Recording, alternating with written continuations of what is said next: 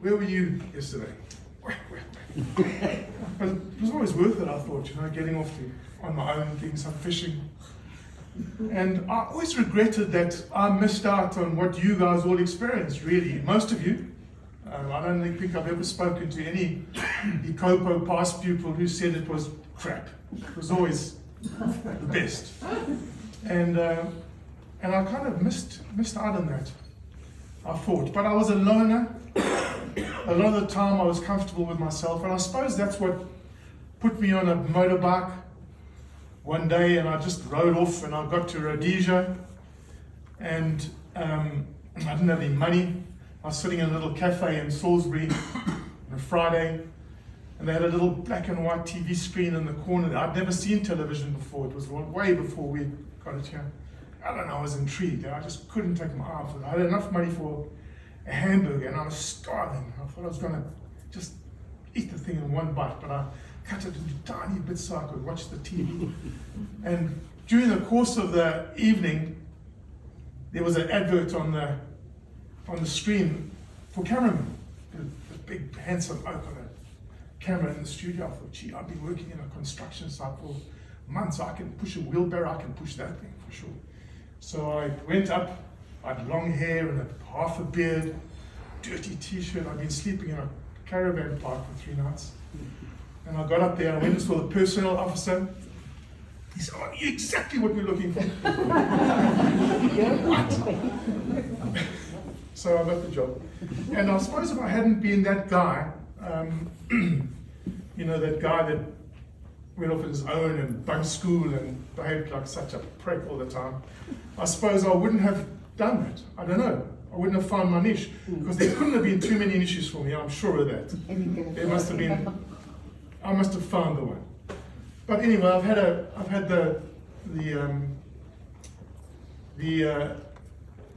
an exciting career. I was in Rhodesia until 1980. We were working for Rhodesia Television, and during the course of that time, I met a lot of foreign journalists because of the war. They were often there covering the war. And they'd use our studio as a place to have press conferences for Ian Smith or whoever else was wanting to talk that day. So I met a few people. A cameraman from CBS News, it's an American network, was one of the people I got most friendly with, and he led me into CBS in 1984. But before that, I was a film cameraman. I went off to Afghanistan for months, and I worked in Africa, and I traveled around. Eventually, I was hired by CBS. They asked me to come up to Johannesburg from Cape Town, where I was living. They said they'd got a job for me for 10 days, and that was nearly 40 years ago. And I'm still with them. I'm right at the end of my career now. I thought my career had ended a long time ago when COVID came along, but things changed. But just speaking about nostalgia, just to hark back on that a wee bit, I got a story that perhaps, that's worth telling, I think.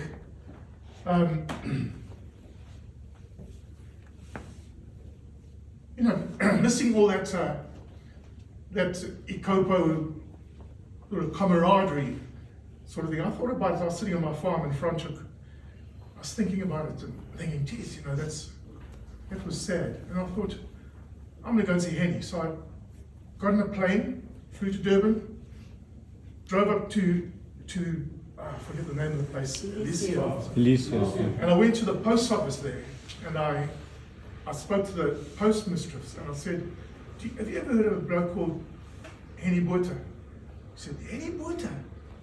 She said, he's so famous, he's P.O. Box 1.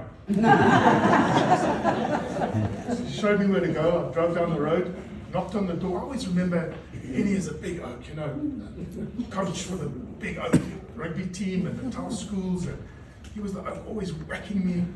So I always, remember him. Anyway, this little man opens the door, and I'm now bigger, and I'm balder, and I've got a beard, I've got glasses. I hadn't seen him for, 25, more years. And he looked at me and said, Christopher! He just knew, just like that. Anyway, we had a wonderful day. We stayed in touch right up until his death, I'd go to some dreadful place, somewhere, the more dreadful the better, and I'd always phone him we had satellite phones, I'd always phone him. Meneer, weet jy waar ek nou? Nee, Christopher, waar is jy? Ek staan hier op Red Square. Nee, jy vloek. Nee, dis waar, meneer. He says, take some photos, neem photos. Anyway, we had an amazing relationship after all that antagonism, and it was really one of the best things I ever did. Just for that. Yeah.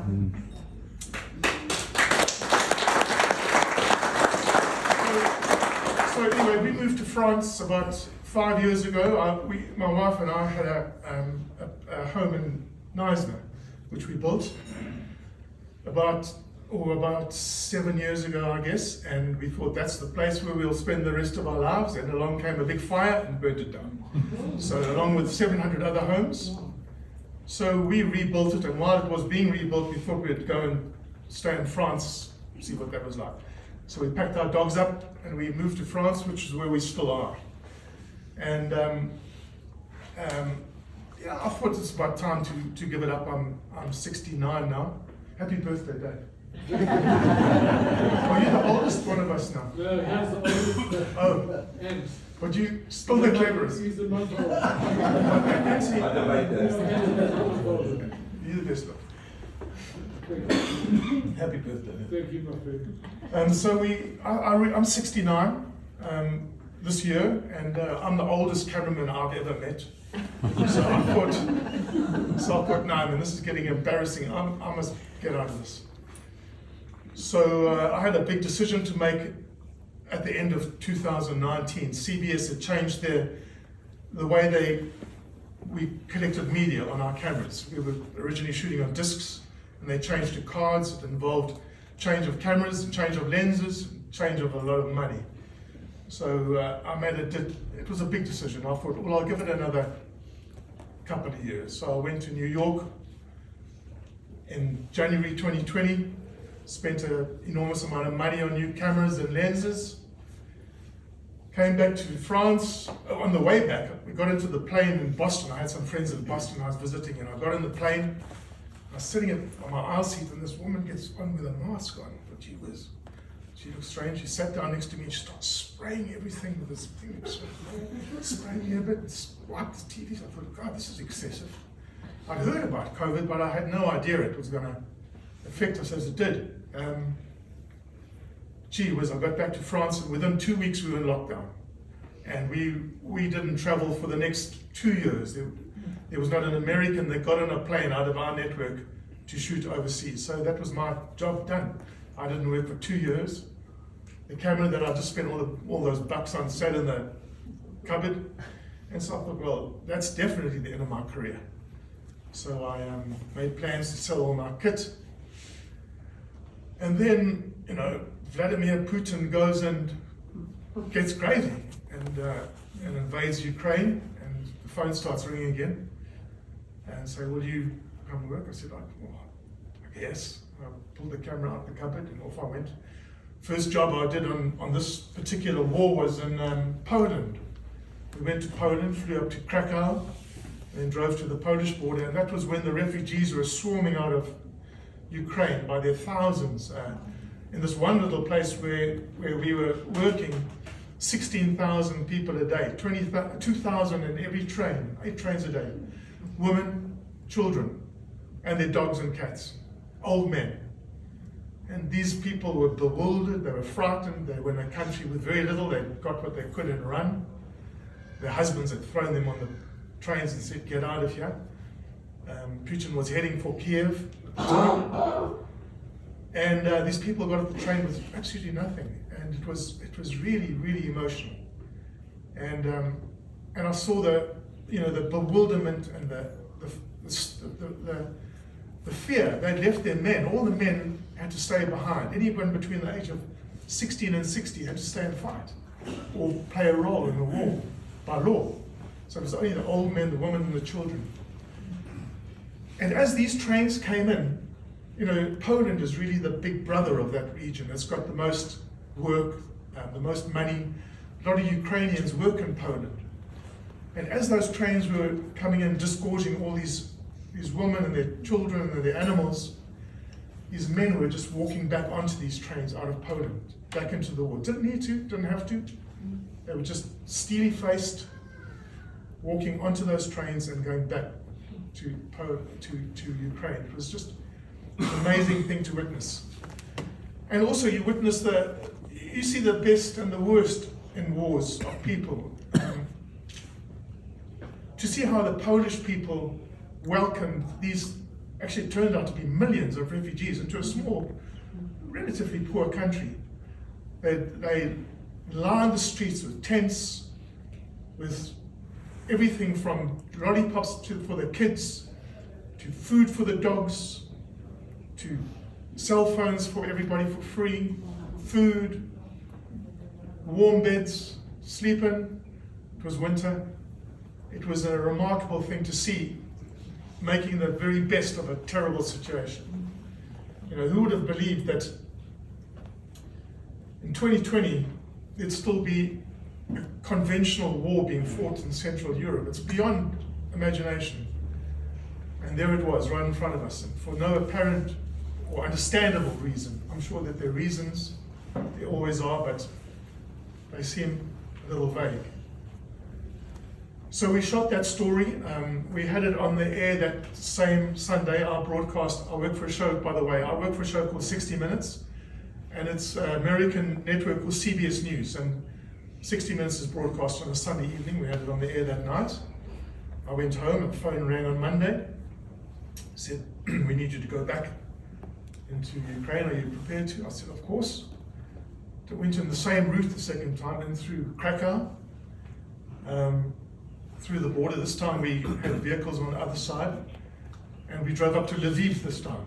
And I wasn't told what we were going to do, and I thought we're going into Ukraine. No one's telling me what it is. It's got to be Zelensky, surely, and it turned out it wasn't. We went up to Lviv, which is a beautiful city. Used to be part of Poland, built by the Poles. Absolutely gorgeous city, and runs like nothing's going on really. There were a few strikes on the city, a few missiles exploding in the city, but it didn't really affect everyday life. People still went about their work. And then we did a story on medicine there, and many of the Ukrainians who didn't leave the country, refugees, were internally displaced, and they ended up in places like Lviv. So Lviv was absolutely jam-packed. All the universities, the classrooms and the schools were jam-packed with people, beds on the floors. It was also quite an emotional thing to see all these folks, a lot of them old women, you know, just lying on their beds with that 1,000-mile stare, just looking at the ceiling without an expression on their faces. I saw so much of that. So much. They were so resigned. There was just nothing else for them to do. There was no plan, and it was very upsetting. Went home again, and we had that piece on a Sunday night again. And while I was there, I said to our correspondent, he's a guy called Scott Pelly, and Scott and I have been friends since the first Gulf War. We worked together since then, and I shoot most of his pieces. And I said to Scott, why aren't we going after Zelensky? He hasn't been on the air, no one's interviewed him. Why don't we set it up now? Go from Lviv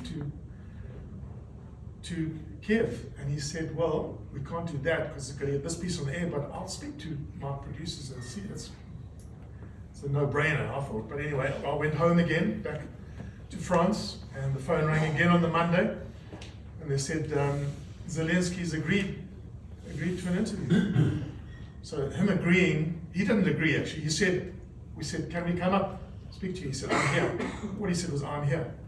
So based on I'm here, we made a plan to travel to Kiev. That's easier said than done.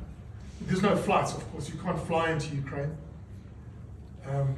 So to get in from the south, what we did, I'm sure there are other ways, but what we did is we flew into northern Romania, a place called Iasi, and then we drove from there into Moldova, then on the Moldovan side, we had our own vehicles from Kiev meet us. It's a convoy of vehicles because we've got a lot of gear. We travel with about half a ton of equipment, and our crew consists of 5 people. So it's a lot of gear, a lot of people, and we've got security guys that are employed by CBS. So our security guys will work out the route. They'll decide where it's least likely to be active.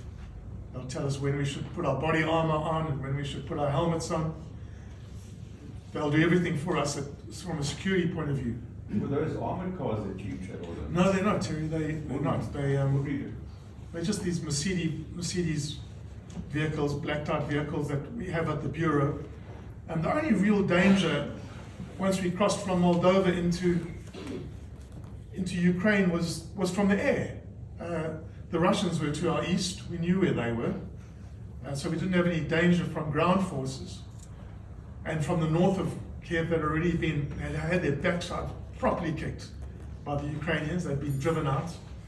So the only thing you worry about is if the Russians see a convoy of some sort, that you'd be a target from the air. So that, of course, is a worry.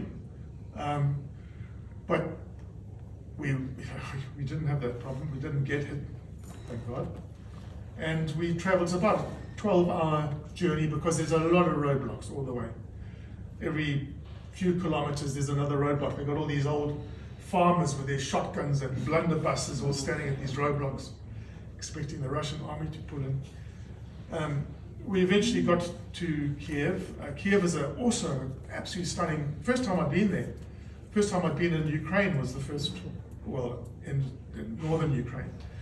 And I'd never been to Kiev, and I was surprised at how absolutely gorgeous it was. You know, lots of monuments. It's a city of 5 million people, but there's only 1.5 million people in it at the moment. Everyone else has left, gone to the country or gone to the west, away from the fighting. And there's no commerce at all. There's only basic necessities, bread and necessities. That's all you can buy there in the shops. Other than that, there's no commerce, so you don't see any cars on the street. It's really eerie. It's like a science fiction movie. All the buildings are boarded up, and all these wonderful monuments that they have in the city have all sandbags around them. So it's a really strange, surreal experience. We checked into our hotel. Our hotel's only got journalists in it. It's all blacked out, and it's only journalists staying there. And we waited for the call from Zelensky's folk. Our fear was that there were so many journalists there that immediately 60 Minutes arrives, they would know immediately what we're there for. And we were there, our interview was scheduled for a Wednesday, and we had to wait until the Sunday to get it on the air, because we only broadcast on Sundays. And anybody else gets a little piece, just a 1+1 interview with a hand mark on before us, then we've been preempted, and it's a little embarrassing. So we were nervous, and Wednesday, sure enough, we got a call to meet at a certain place. We went there. Zelensky's people were there with their lay all our equipment out, and then they brought these wonderful sniffer dogs in, these Belgian shepherds, and they sniffed the gear to make sure we didn't have explosives. And then we went in. We were taken into his presidential offices, shown the room that we were going to work in. We were told we would meet him at 3:30. We were taken in at about 11. And we set up all our gear. On the dot, Zelensky walked in. Wonderful fellow, very cheery, very, very amicable, graceful, gracious, should I say, friendly, greeted us all, told us we had 45 minutes. Anyway, we sat down, we did a 70-minute interview with him. Afterwards, he showed us around the bottom of the palace, which is all, it's not a palace, I'm sorry, it's the presidential offices, really. And it's all sandbagged downstairs with a lot of troops and a lot of weapons, and we spent about another 30 minutes with them there. And then we had all we needed, we had, and we said goodbye. And the next day we drove up to the butcher, just north of Kiev. I'm sure that all of you have heard about the dreadful massacre that happened there. About 130 civilians were murdered there, basically all can't call it anything else, hands tied behind the back, shot in the back of the head. A lot of them. A woman on a bicycle was shot by with a tank. Some hideous stuff. What brought this about was that the Russians, absolutely appalling soldiers in so many ways, they'd taken the town 2 months earlier, and they had this convoy of about 18 armored vehicles and armored personnel carriers, tanks even, and they drove down a residential street in the middle of Bucha, houses on both sides. They were bumper to bumper down the street, a sitting target. The Ukrainians were in the houses on the side of the street. They killed the first tank, and they killed the last tank, nowhere for the others to go, and then they killed everything in the middle. And when I was there were bits of bodies lying everywhere, a foot still in the boot, a head that was proudly displayed on the top of a fence, and bits of body. It was an absolute turkey shoot for these Ukrainians, and a huge humiliation for the Russians. And they pulled out of there. Shortly after that, they retreated. But before they did, they rounded up all these civilians, and they killed about 130 of them, threw them into shallow graves, many with their hands still bound behind their backs in black plastic bags. And then when they drove out of Bucha, they just shot every building that they passed. Every residential building, every house was all blown up by these tanks as they drove past. I don't know what it was all about, I can't even imagine. I suppose a bit of humiliation and certainly a lot of anger. And they drove them back out there. So we filmed that. Then we left Ukraine that time out of Poland. We drove west to the Polish border, and it's about 12 hours as well, but it was an easier route. And we got on the air that night without anybody preempting us, and that was a big hit. So at the end of my career, which is spanned, I've been a cameraman, that's all I've ever done when I wasn't working in a construction site or in the Durban harbour as a forklift truck driver. I've been a cameraman all my life. And I suppose this is it for me. I'm about to retire at the end, certainly at the end of this war. I couldn't stop before it ended. Gotta know how it ends. And then I'll retire and hopefully move back to South Africa, I suppose, I hope. We still got our home in Knysna, which I told you about earlier.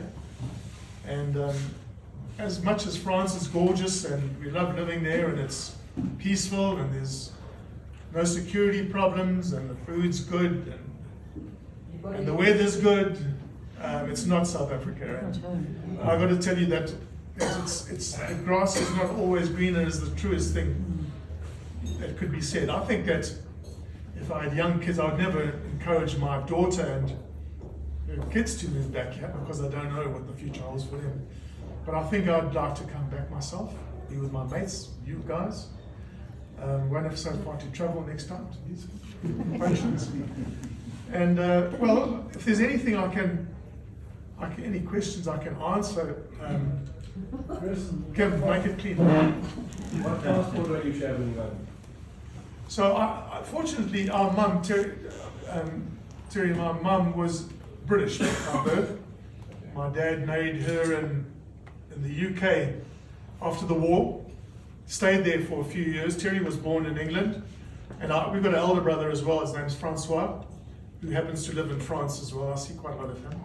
He was also born in England, and then my dad brought his English wife and the two English soapy son back to the Cape, to a very, very Afrikaans family. And he took one look at my old man's new wife and said, "No, English, I don't like that." So my dad went up to Natal, came up here to Natal, which was where I was born. And in those days, in fact, right through my career, up until, 15 years ago, 20 years ago, you could only get nationality of Britain if your father was British. But they changed that about 15, 20 years ago. And I managed to get a British passport, which turned into a European, well, it was a European passport, in fact, in those days. And that allowed me to live wherever I liked at the time. I had a choice of a lot of countries, France being one of them. So we moved into France, became a resident very easily. It's impossible now as a Brit, but it's still a good travel document, although you do need, I've got a residence card for France, so wherever I go in Europe, I've got to show my passport and my residence card to avoid any hassles, because Brits aren't that popular there. So yeah, it's been a godsend, the passport, for sure. Chris, do you contract yourself out to CBS? Because you had to pay for your camera equipment, etc. Yeah. Why would that not be CBS's responsibility? No, actually, I used to be a staff cameraman with them. I started off life as a staff cameraman. And then in about 19, it was actually during the Gulf War. It was in between the Desert Shield and Desert Storm. My contract expired with CBS, and I didn't want to renew it. I wanted my own gear really, because it's quite lucrative having your own equipment. I mean, it costs a lot of money to set yourself up, but the returns are good. You should pay it off pretty quickly, and then after that you should put some money in the bank. And also, just to be honest, I didn't want to do the mediocre stories. I would like to have some choice over what I shot. And that was the only way to do it. So in about 1990, well, right then, between the two wars, I went freelance. But by then I'd got a lot of contacts at CBS. And I moved, in fact, right after the Gulf War, I moved to the United States, because we'd had the collapse of communism, which took up a lot of resources, and then the Gulf War for almost a year. And the networks were broke. They didn't have any more money, and I knew there'd be no more foreign work for a while. So I relocated to New York. I got married in 1992, and my wife and I went to Aspen and New York on a honeymoon. And on the way back through New York, I stayed and she went home. And that was the way it was for 3 years. I mean, I used to commute to Cape Town from New York. So 3 months at work, and then a couple of weeks at home, and back and forth. And then I found that I was traveling more and more internationally. So I had my home in New York, I had a home in Cape Town, and I was always somewhere else, mostly in the Middle East. So I moved back to South Africa at that point. Gave up my American residency. Not sure how smart that was, but I did. And so I've been a freelancer for 60 Minutes. Specifically, I don't work for any other show for about 25 years now. And then you build, you grow up with the people that were your mates are now the bosses, and so the work just keeps coming, and that's the way it's been for 25 years, which is Jerry. Chris, how many Emmy Awards have you accumulated by now? Well, I personally, there's two ways you win Emmy Awards. Sometimes the piece that you shoot wins the award, and then you are recognized with a certificate, and I've got about 32 of those. Sure. And then sometimes you nominated as the cameraman of the piece, and I've got 5 Emmys. Wow.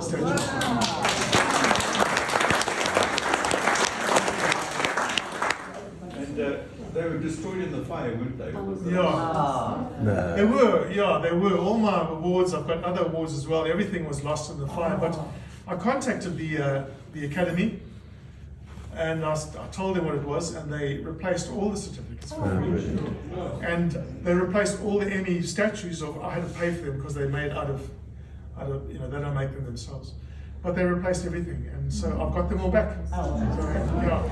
So that's that was important to me for one reason or the other. Your documentaries that you had with you, I know when you were in France you used to show a lot of them. Were they destroyed and replaced, or? Well, you can never reply. I can't even remember stuff that I've shot, you know, Wendy. That was a big loss. And also, you know, I've traveled, I was just telling someone, I counted that the countries I've traveled to, 147 countries on someone else's buck. And I've always collected something from those countries, whether it's a rug or a Lenin statue or something. And my office at home was a full-on museum with all this absolute crap. I mean, nobody else would put it in their house, but I had this room full of crap, and it meant everything to me, you know. In fact, we built a house with this huge room to accommodate my crap because my wife wouldn't have it in the house. And I had, you know, photographs of my entire career from films that I'd shot on actually celluloid. Every piece that I'd ever shot on videotape, and of course that was all gone.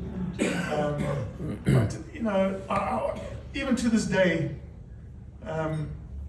you know, you remember a specific thing. Like for example, I remember just a few days ago, I was in a place called Ixopo in central Russia, and it's the place where Kalashnikov is made, the rifle, and the ammunition and everything else that goes, the ammunition boxes.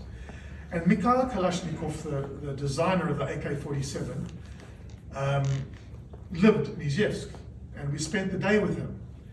And I think he was a little gay. I've got a picture. I've still got a picture of this guy. I remember telling him during the Rhodesian War I got quite badly shot, and I had all these scars up my thigh here and into my backside, and I was wearing shorts. And I said to him, "You see what you did here?" And he said, "Oh," and he started stroking my leg again. So I had looked at him, he looked a little red and flushed. I'm going to move the other side of the table. But I'll tell you what he gave me. He gave me a bottle of vodka. And it was a beautifully shaped bottle of vodka that went down like a pyramid. And on it was a picture of himself. The label was himself. And he was a general. He had a general's uniform on. Is holding an AK-47 in his hand, and this was a gift he gave me.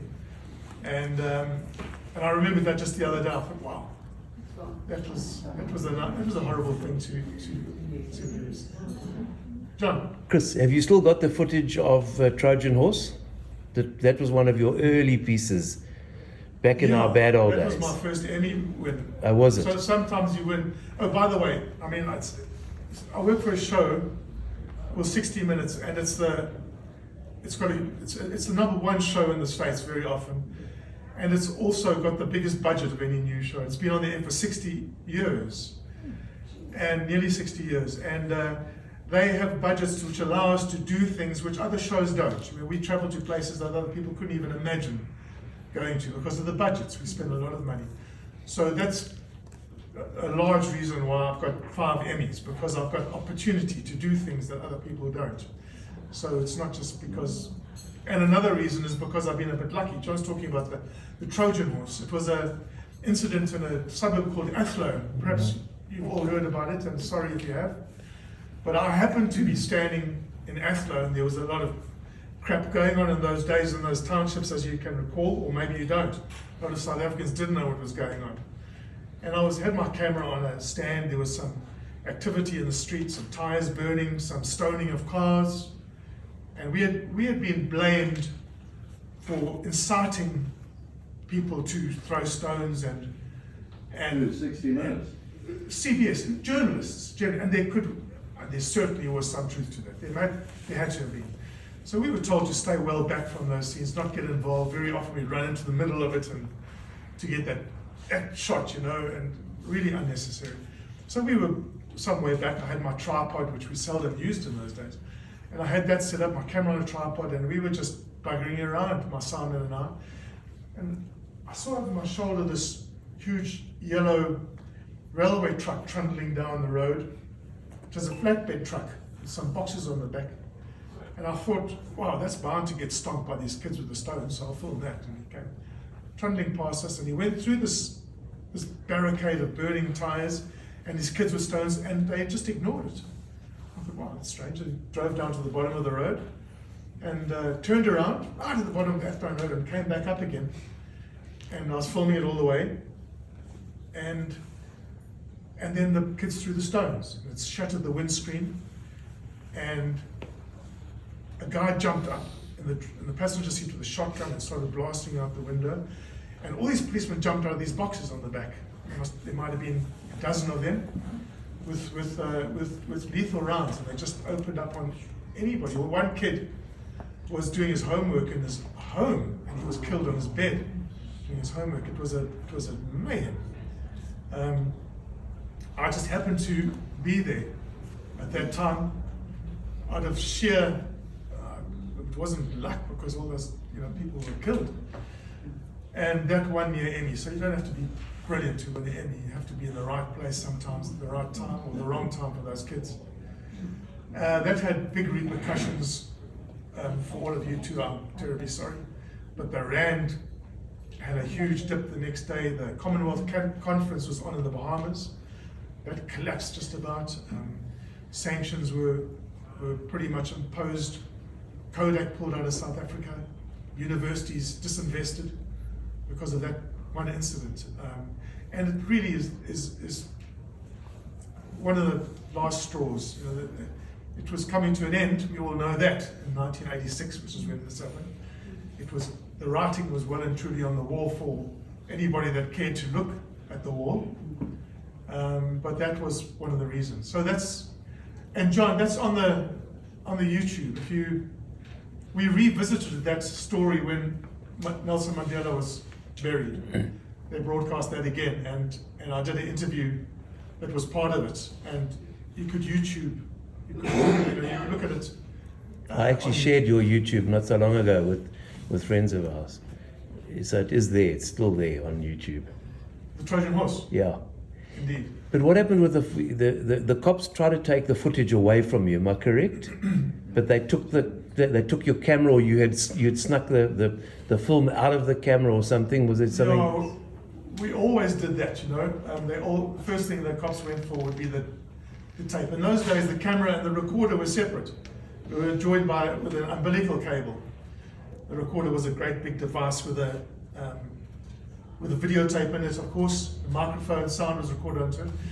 And the first thing we'd do, if we got something which we considered to be of some relevance, we'd eject the tape, put it in the back pocket, put a new one in, which is what we did then. Okay. You're quite right, John, that tape was confiscated, but it had nothing on it.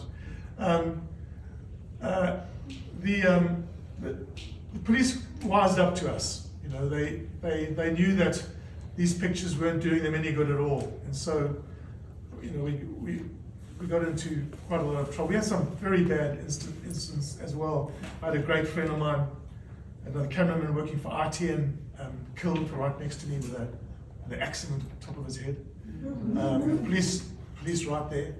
It was by a group called the Wittoek. I don't know if you've ever heard of them, in the Cape, and they were supporting the police against the what they called the comrades in the township, and they killed him. His name was George de Arth. He was killed in 1986. So there was we were targeted quite a lot by the police. But it's strange how sometimes you made a connection with some policemen. They were Afrikaans, speak a bit of Afrikaans to them. Like I was pulled out of some situations by the police. Quite soon after George was killed, we were in a house in the middle of a township with helicopters overhead. There's a lot of shooting and mayhem, and these cops ran into this house we were in. The guy pulled us out, and he said, "I don't want to see happen." I didn't know George was dead then. "I don't want to see happen to you what happened to your friend," and threw us in the back of the van and took us out and put us in prison for the day, which happened quite often. My daughter would often go back and have to give a, after the weekend, tell her classmates what her dad had done, mom had done for the weekend. She said one stage, she said, "My dad got out of prison today." I don't know, I can't tell you how many nights and days I've spent in South African jails just from carrying a camera. Do you remember being put into the back of a police van for playing soccer with the black guys? Yeah, I do. It was the guys were the cooks from school, right? Yeah. Yeah. So those are the bad old days. They've been over with you. It's the leading stars. Yeah, I was the goalkeeper. I wasn't any good. I remember I let a goal in just before the police van arrived. So I'm like, please take me away. That's where your rebellious nature came from. Yeah. And you also lost about 900 t-shirts in that fight. I did, much to my wife's delight. She often asked me to reduce my t-shirts. I'd collect t-shirts wherever I went. I had a huge pile of t-shirts. I had a cupboard full of them. Said, we're not moving house again with those t-shirts. So she'd send me in there with some black bags, and I'd have to pull out some t-shirts that I thought were less important than others. And then she'd turn it back and I'd slip them back in. But they, I lost all that. How did you know that? Just tell you about my t-shirt. Thanks for the t-shirt, by the way. Yeah. So that's my story. Chris, what is the YouTube channel called? 60 Minutes. Excuse me? The YouTube channel? 60 Minutes. And that's The Well, YouTube channel. if you go onto YouTube and you type in any specific story, like this, on this occasion we're talking about the Trojan horse, it'll pop up, that particular piece. It's very old, but it was quite relevant at the time, very in fact. And the one you showed us once before was where ships go to down. And I was fascinated by that. Yeah, that was in Bangladesh. Yeah. I remember that. Ships have got a very finite life, as it turns out. And at the end of their life, they usually go to Bangladesh, to the beaches of Bangladesh. And then the captain goes out to sea 5 miles, floors the engine, and shoots it as far up the beach as he can. And then these people come out barefoot, earning $1 a day. And a week later, there's no ship there. They tear it to pieces. Steel goes one way. It's extraordinary. Yeah, I also wanted to tell you, just because I'm shorter, going not long enough for you guys, I want to keep up with you. But I have told you this story before, but I told it earlier today to you again, and it's such a remarkable story. I thought I'd tell it one last time. We did a shoot on a bloke called Louis Zamperini. A long document. It was actually a mini movie, which turned out to be 14 minutes late, which was broadcast at the end of the Nagano Winter Olympic Games, which CBS owned. We did all the coverage of the sporting events for North American audiences, and then we shot documentaries that were broadcast throughout the games. And this particular one was the piece de resistance, which went off at the end of the closing ceremony. Anyway, we spent a long time shooting it. We traveled we traveled to a lot of countries to shoot this documentary on Louis Zamperini. A lot of you might have seen the movie called Unbroken. And Unbroken was the story, a little embellished, of Louis. And there was a book called Unbroken as well. And both of those, the movie and the book, were instigated, not based, but were brought about by the movie that we shot.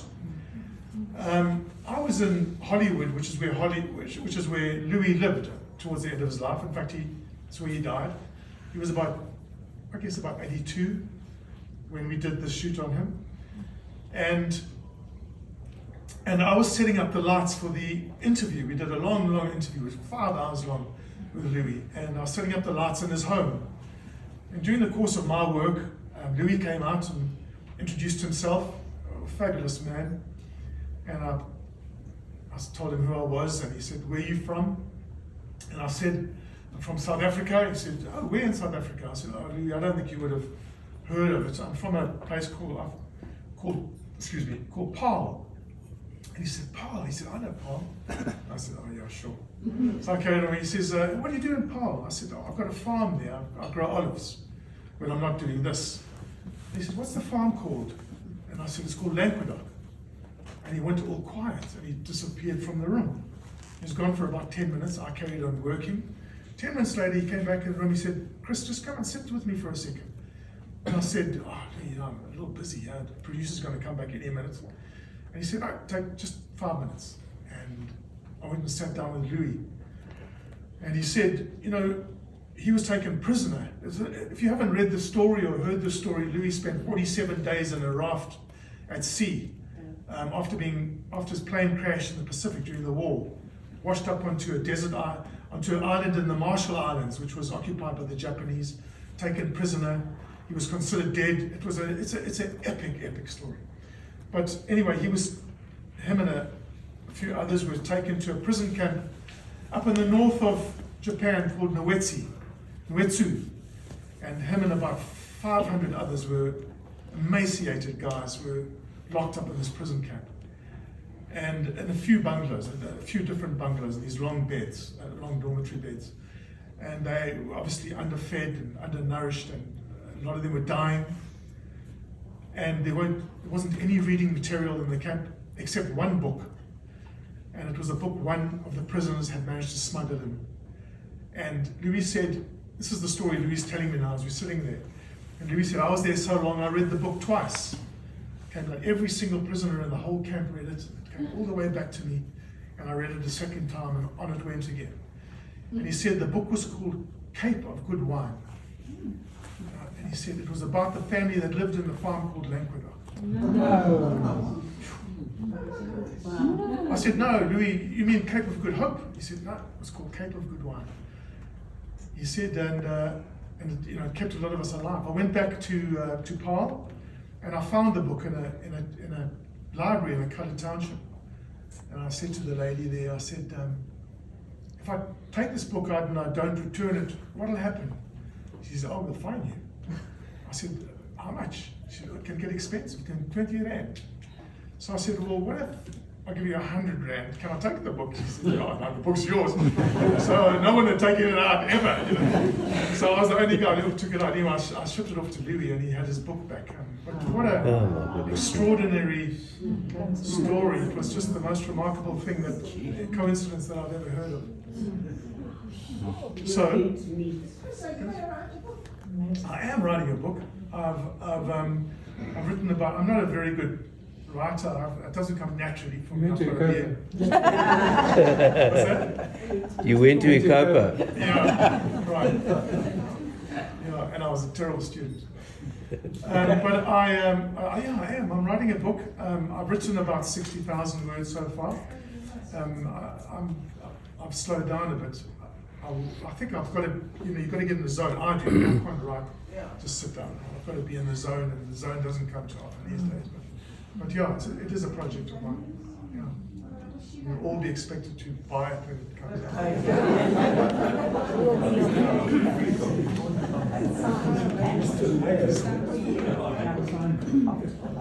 If there's anything else I could tell you, I'd be delighted. If not, it's been lovely seeing you. It's such a joy. I tell you, I get so nostalgic with these things. Look forward to them for ages. And thanks again, you guys that arranged There's a it all. question for you, Chris. Sir, Listen, I apologise, I'm a gate crasher here. I see that. Can you give us your opinion on the war in the Ukraine? How long is it going to last, and how are they going to stop it? Yeah, it's such a good question. I mean, I don't know anybody who could answer that. Any medical person that I've spoken to, including my daughter, who's an anaesthetist, everyone has the same opinion that Putin is on steroids. You know, his face is a bit puffy now, he's a bit red, he doesn't look strong anymore, and everybody, that's the common opinion. It's an opinion is all it is. If it's true though, it means that he's probably got cancer. Definitely got cancer. And if he has, then we're in such trouble. You know, I don't believe that we've ever been closer to midnight than we are now. I think we're in the most dangerous situation right now than the world's ever been. Even the Cuban Missile Crisis in Cuba, I don't think is even close to this. When's it going to end? You know, who knows? Has he got what he wants? As we speak now, the Ukrainian forces are having huge successes in Kharkiv. They've driven the Russians back out of Kharkiv, given them good hidings. They're getting billions of dollars of American armament now. They're getting equipment, drones in particular, that are so new, and I know this for sure, so it's not an opinion, that the American military hasn't seen them yet. These are suicide drones. These are drones that are kamikaze drones. They bombs with wings, and they take out tanks and armored personnel carriers. It's made tank warfare obsolete, these things. So, you know, it's an old-fashioned military. It's an old, conventional army fighting a very, very motivated guerrilla army largely. It's hard to imagine that they can ever win that, the Russians. In fact, they could never win it. They couldn't take Kiev. They expected the Ukrainians to run, to wave flags and run. They expected Zelensky to take his family and go to Poland or somewhere else. And you know, I just said it often. I said, you know, cometh the hour, cometh the man. This guy's, you know, his popularity stood at 27% before the war started, and today he's absolutely beloved. Even though thousands and thousands of Ukrainians have died, children, women, the men, of course, absolutely courageous beyond belief. They still adore him. The country used to be quite divided. We asked Zelensky, we said, how is it even feasible that Ukraine could take on Russia? It's not like they're fighting Ethiopia, they're fighting the might of the Russians. And they're giving them a hiding in a lot of these arenas. Certainly north of Kiev, the Russians ran, they had no chance there. Kharkiv now, those utterly heroic soldiers in the steel factory in Mariupol, extraordinary bravery. And Zelensky's answer to us was, you know, we just made one fist. Our country made a single fist, and that's who we are. And it's new. You know, the east of Ukraine is largely Russian. They speak Russian. A lot of them support Russia. The west is largely Polish. A lot of them speak Polish, and they Polish can spend a lot of time in Poland. In the north, Belarus, everybody argues with everybody. They fight with each other. And then along came this war, and Zelensky, and he just brought this army, these people together, and they've got one goal. And they're fighting a Russian army, unmotivated, very poorly led. They've got very few non-commissioned officers. They're led by commissioned officers largely, even generals at the front. I think there's something like 7 generals have been killed. They're conscripts, Chris. You know, yes, conscripts largely. A lot of them thought that they were on maneuvers. A lot of them thought they were on maneuvers. And the next thing he said, turn left and kill Ukrainians. He said, excuse me? And they're in a country they don't want to be. A lot of these Russian boys, no interest in killing their Ukrainian brothers. And the Ukrainians have got a lot of interest in killing them. We interviewed a sniper. We did, a CBS News cameraman did, and a correspondent. Interviewed a Ukrainian sniper who said in Ukrainian, he said he had killed so many people that he thought his soul had died. Imagine that. I mean, his soul had died. Never leave me that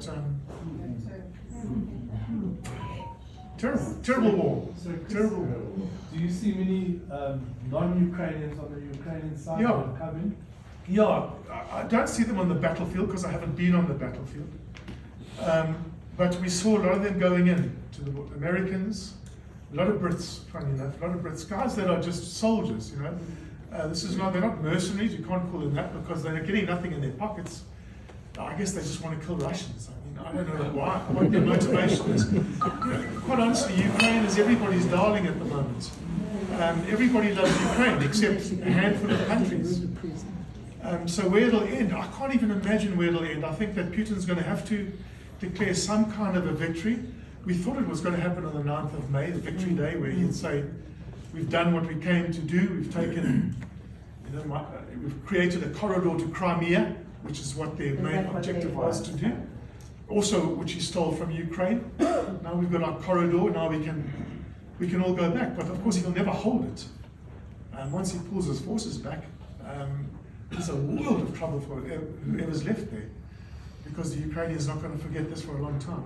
How's it going to end? I think the destruction is epic in Ukraine. It's epic, but a lot of it is just buildings, some of them old Soviet era buildings. A lot of it should have come down anyway.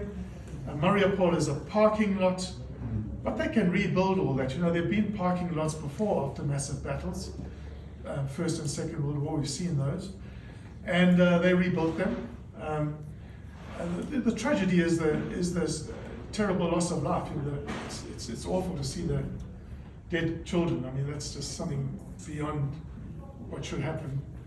And that's the tragedy of this. And I think in the end, I think the common belief is that Russia will be a pariah regardless of who leads Russia for the next 4 decades. He's put Russia into a terrible spiral, I think. And I think Ukraine will benefit from this in the long term, apart from the loss of life. I think they'll benefit from it. I think money will flood into Ukraine.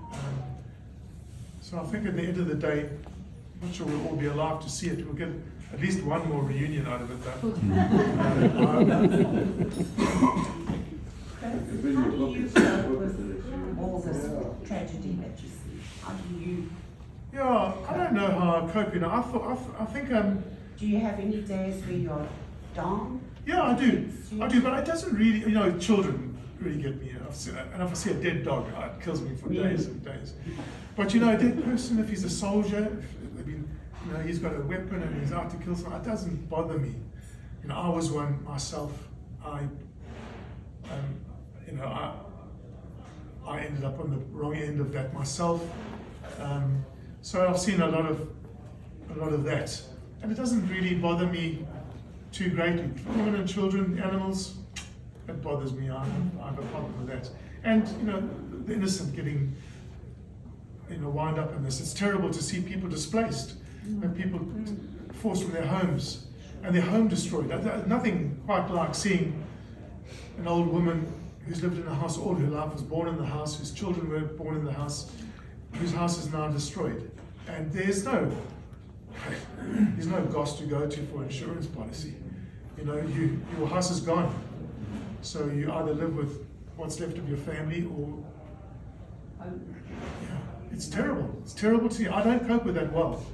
I battle with it. So do you go and see someone, you talk to them about it? No, I don't. You know, it's probably a good idea. A lot of newsmen do. There's a lot of PTSD with journalists. I had it at one point. I didn't know what it was. It was during the Rhodesian War, and I'd come out of the bush and I'd be morose. You know, I'd be more than usual.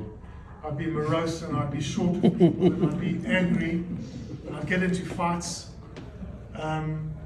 Sort of not my nature at all for a while. I never really understood what it was until I spoke to someone about it once, and they said, well, it's a mild form of the same thing. You know, when you come out of that situation, you do go a bit crazy, but well, I haven't started wearing my underpants on the outside of my trousers yet. I'm sure that would tickle my grandkids if I. So I look forward to that. They look forward to it, that's for sure. Yeah. You've seen and done an awful lot of stuff in your cameraman life. A couple of, to you, highlights, good or bad? Yeah, I have had highlights. You know, funny enough, one of the highlights was quite recent, and it was a fairly simple thing. I don't know if you know what the westernmost point of the United States is. Could you imagine what it is? Yeah, I would say Alaska. Well, it is in Alaska. It's the westernmost island in the chain called the Aleutian Islands, and it stops right next to it, just 30 kilometers from Russia. And there's an island right at the end of the chain, the very last island, called Attu Island, and it's the only piece of real estate that belonged to the United States that was invaded during the Second World War by anybody. It just happened to be taken over by the Japanese. It was the only war, hand-to-hand combat on the American continent during the Second World War. It was a very little known battle. There was 3,000 Japanese there, and no, I beg your pardon, there were 3,000 American troops sent in to get rid of about 1,000 Japanese, and they were dug in. They'd been dug in for a good few years, and there was a big battle that took place. At the end of the day, the Japanese gathered on the top of this hill, all of them that were still alive. They all took out a hand grenade, all held it to their hearts, and committed mass suicide on the side of this mountain. A few of them survived. One of them was an American educated doctor who went back to Japan to visit his family and was conscripted in the Japanese army.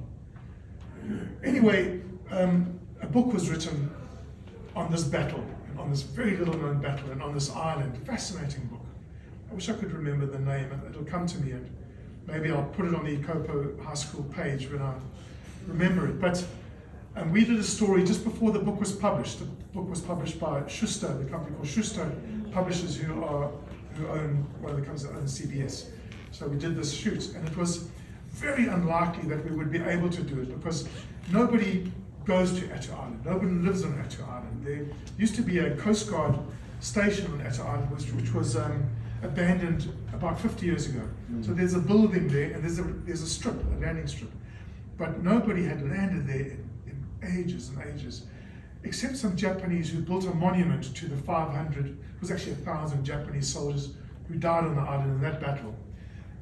Sadly, this monument was 12 miles up the mountain, which was our project.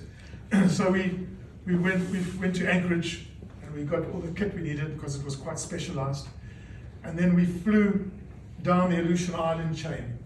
And the weather at the Aleutian Islands is as bad as it's anywhere in the world. In actual fact, on Attu Island, they have 5 days a year on average where it's not storming. So the chances of us actually succeeding in this endeavor was very remote, but it was worth doing. So we flew down the island. We were supposed to take 3 days to get there, stopping in islands on the way to refuel. And we got to spent the night on the first one. We got to the second stop, and we got a weather report that the weather was closing in on Attu, and if we didn't go now, we would never get there. So we took off, and there were only 3 of us. There were 4 of us: the pilot, the New Zealander guy, then the author of the book, the producer, and myself, just the 4 of us. And we flew towards Attu, and we saw nothing. We were just on a cloud the whole way. And the pilot said, I was sitting up front of the pilot, he said, Chris, I'm going to come down to 300 meters. And he said, if I don't see the sea or land, I'm out of here. So I'm with you on that. So we came down to 300 meters, nothing, we're still in cloud.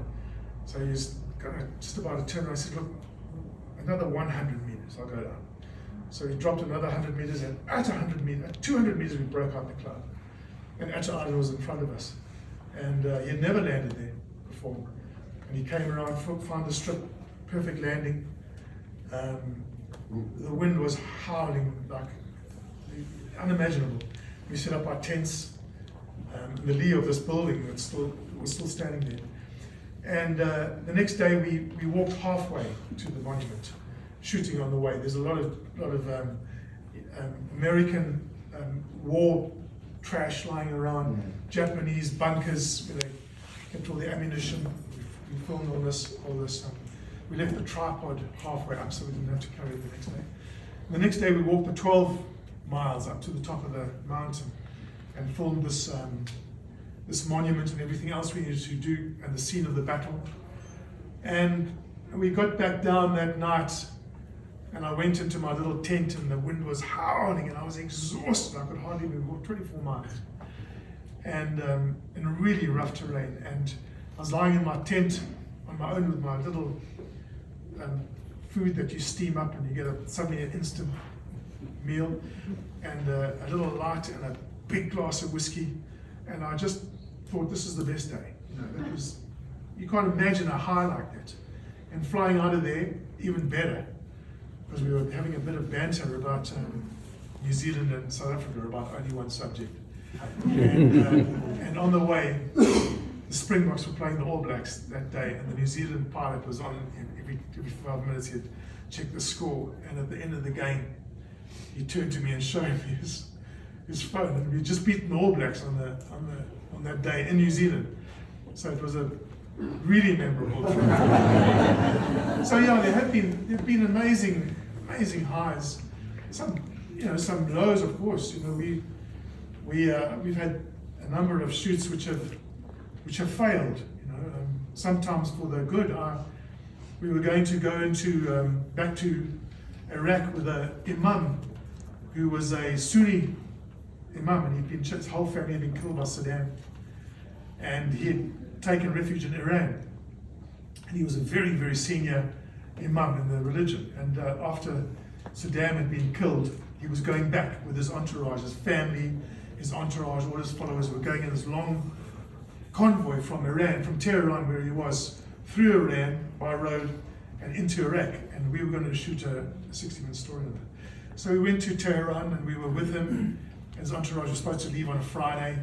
We arrived there on the Wednesday and Friday came and they delayed it until the Monday. So we phoned New York and we said we're going to stick around there. They said, okay. So we stayed there until the Monday and then they delayed it until the Wednesday. And the guy was, okay, well this is the last time. And Wednesday came, they delay it until Friday and they said, no, pull out. Because it costs a fortune to keep us there. So we pulled out on the Wednesday, having been there from the previous Wednesday. We were there for a week and they delayed and delayed and delayed. Anyway, the Friday they did go, and we would have been, of course, with them, and we would have been right up front with the Imam when he was addressing his followers in Iraq as they crossed the border. And as he crossed the border, there was a stage that had been set up, and there was this massive truck bomb, and they were all killed. Wow. Him and his family, his sons, a lot of his entourage. Certainly we would have been killed. Certainly we would have been.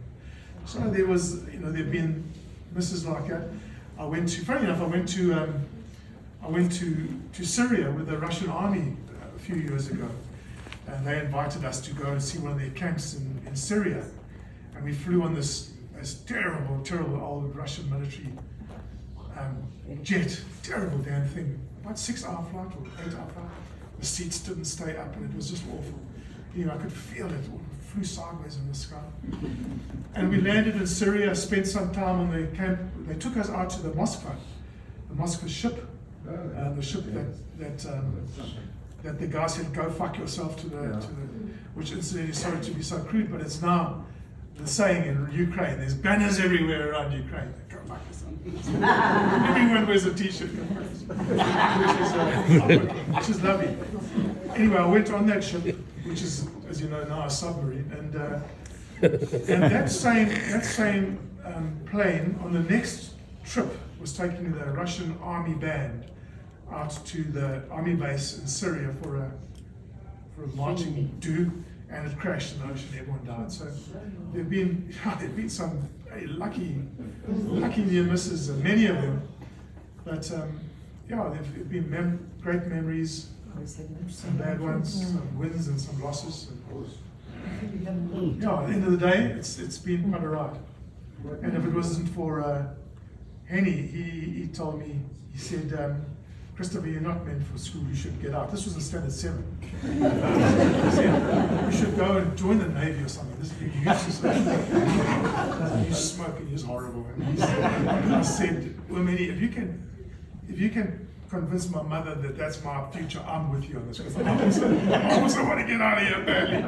But he couldn't talk my mum into it, and so I stayed, and it was a thorn in the side for another 3 years. 4, I think I spent 2 of my best years in 77. Yeah, so that's Working from pretty cool. Yeah, so I've got some T-shirt. some t-shirts. Well, I had some. Guys, it's been a delight seeing you all.